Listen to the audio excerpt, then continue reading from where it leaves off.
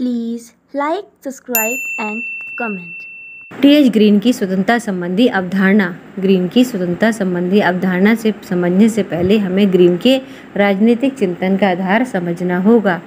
Green के राजनीतिक चिंतन का आधार है वह है एटर्नल कॉन्शियसनेस यानी आत्मचेतना, जो ईश्वर का एक गुण है और मनुष्य को अन्य प्राणियों से अलग बनाता है।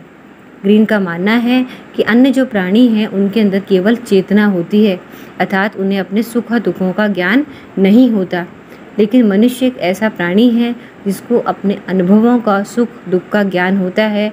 उसके अंदर विचार शक्ति भी होती है, इसलिए वह अन्य प्राणियों से भिन्न है और उसके अंदर जो चेतना होती है उसे वह आत्मचेतना कहता है। मनुष्य अपनी आत्मचेतना का विकास कैसे करेगा? तो वो कहता है केवल स्वतंत्रता के वातावरण में रह के ही मनुष्य अपनी आत्मचेतना का विकास कर सकता है। ग्रीन का स्वतंत्रता संबंधी सिद्धांत जो है आप आने से पहले अन्य विचारकों ने भी अपने स्वतंत्रता संबंधी सिद्धांत को दिया था।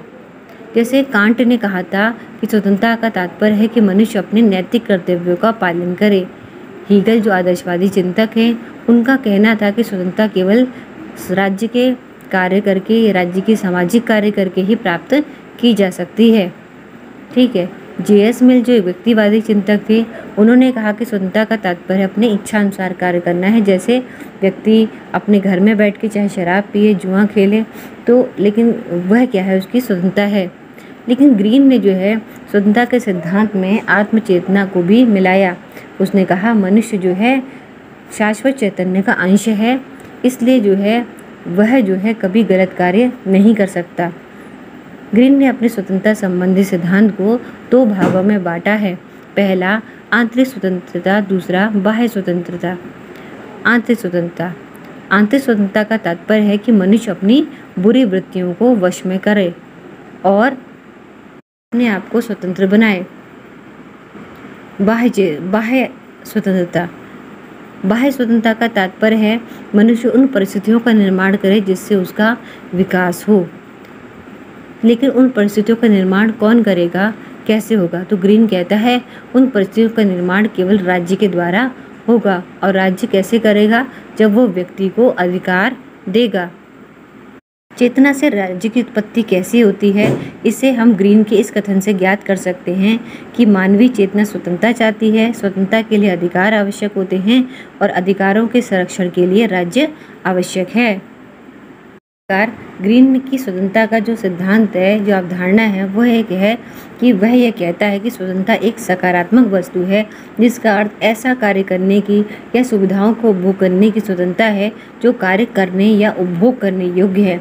व्यक्ति हर कार्य न करे, जो वही कार्य करे जो करने या उपभोग करने योग्य है। ग्रीन के इस सिद्धांत की बार्कर ने दो विशेषताएं बताई हैं। पहली निश्चयात्मक स्वतंत्रता, दूसरी सकारात्मक स्वतंत्रता। बार्कर कहता है कि ग्रीन निश्चयात्मक स्वतंत्रता का समर्थक है, अर्थात व्यक्ति को ऐसे कार्य करने की सुविधा देता है जिससे मनुष्य अपनी बुरी वृत्तियों से मुक्त होकर समाज की उन्नति करे। दूसरा, बार्कर कहता है कि वह सकारात्मक स्वतंत्रता का भी समर्थक है। सकारात्मक स्वतंत्रता का अर्थ है कि वह काम व्यक्ति करे जिसका उसका नैतिक उत्थान हो, लेकिन नैतिक उत्थान के लिए व्यक्ति जो है राज्य की शक्ति का प्रयोग कर सकता है।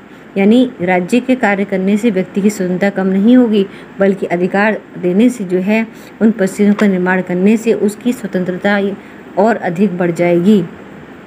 ठीक है। इस प्रकार जो ग्रीन है वह कहता है कि राज्य के सकारात्मक कार्यों से ही स्वतंत्रता का संरक्षण हो सकता है। इस प्रकार स्वतंत्रता का अर्थ आत्मसंतुष्टि या स्वच्छंदता नहीं है। स्वतंत्रता को मानवीय चेतना की विशेषता मानता है और यह कहता है कि स्वतंत्रता वह है जिसमें अधिकार भी निहित होते हैं।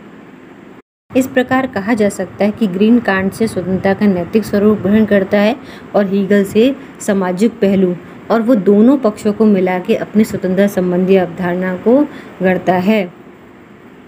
धन्यवाद।